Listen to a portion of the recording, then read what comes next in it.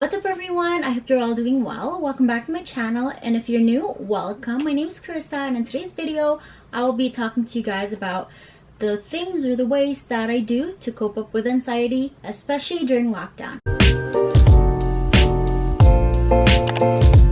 I've decided to make this video to kind of let you guys know that you're not alone in this, and many of us are actually starting to become more anxious because of what's going on around the world.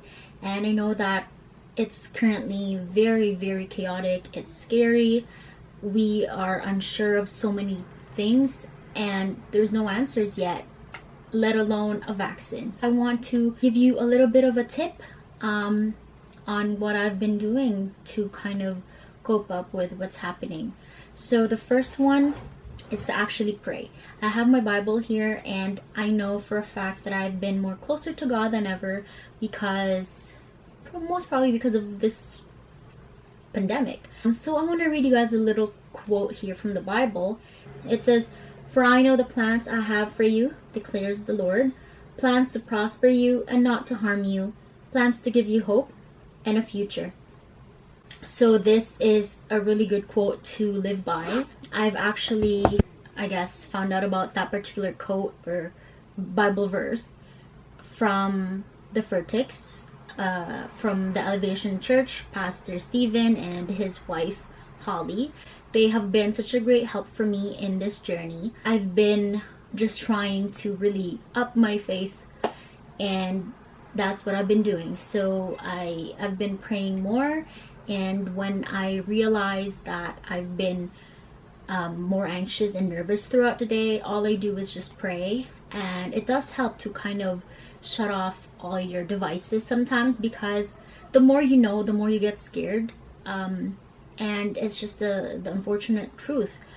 And if you keep hearing about the virus on the radio when you're driving, or the social media when you're on Instagram and even Facebook, and all the numbers that are just going up, it is scary, and we tend to stuff our minds with all the negativity that we have been hearing here and there. And so that causes a toll on us, especially those who have had a serious issue with mental health before all this has happened. So that's one thing that I like doing now: praying, really crying my heart out sometimes if I have to.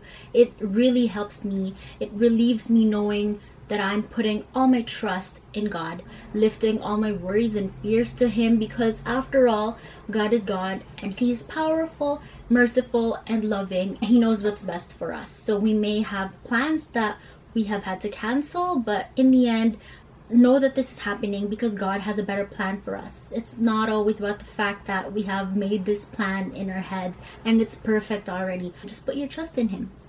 The second thing I do is I really try to acknowledge the fact that I'm anxious when I am. I don't try to deny it. I do whatever makes me happy. Sometimes I personally feel like I just want to go to bed. I just want to take the day slow. I don't want to do anything productive, and that's okay. Do whatever makes you happy, and do whatever works for you. Number 3, you have to do something sometimes to entertain yourself. There's nothing wrong about entertaining the negativity. Just know that it's gonna end. It's not forever.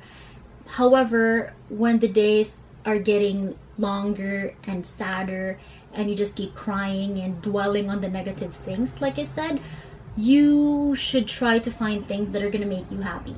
For example, I personally have not been a fan of baking. I just never understood how to measure and things like that. I'm more of a cooking meals type of girl. However, I have tried to learn it, and I've been baking, and I kid you not, it's one of the things that has been really helpful with my mental health right now. And at the moment, I've baked so many things already. And then of course, I always do read my book. I did sign up for Harvard classes online, which are free, by the way. If there's anything left, just try to Google it. For sure it's gonna come up. Really try to entertain yourself, and that has been working for me. The fourth one is to try to surround yourself with positive people. And now is not the time to keep the people who are really not helping, who are toxic, to you.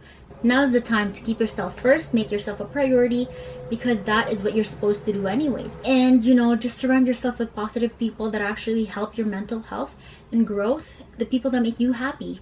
For me, that is my boyfriend, who's always talking to me, keeping me entertained, and trying to listen when I just need to vent and cry my heart out. My sister, who's always like funny and trying to make jokes. You don't always have to say anything as a listener. You just have to be there, and that alone helps a lot. It's a bonus if someone could give you a hug, because a hug just feels really, really good. Sometimes I just cry to my mom and all she does is hug me, and it's not instant, but I'd feel better after. Yeah. The fifth and last thing is, you know, sometimes when there's so many things going on in your head, whether it be negative or just random things, and you just want to clear your head, personally, I have discovered this app and it has really helped me. So let me show you guys. It's right here, this blue app. And basically it's an app that has different kinds of rain sounds. Yeah, rain sounds and thunder and, you know, stuff like that. And you get to mix things up. So this is my mix. Let me show you.